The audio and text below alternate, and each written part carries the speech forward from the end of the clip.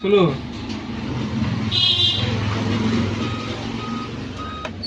চালু করবো আস্তে আস্তে বসে।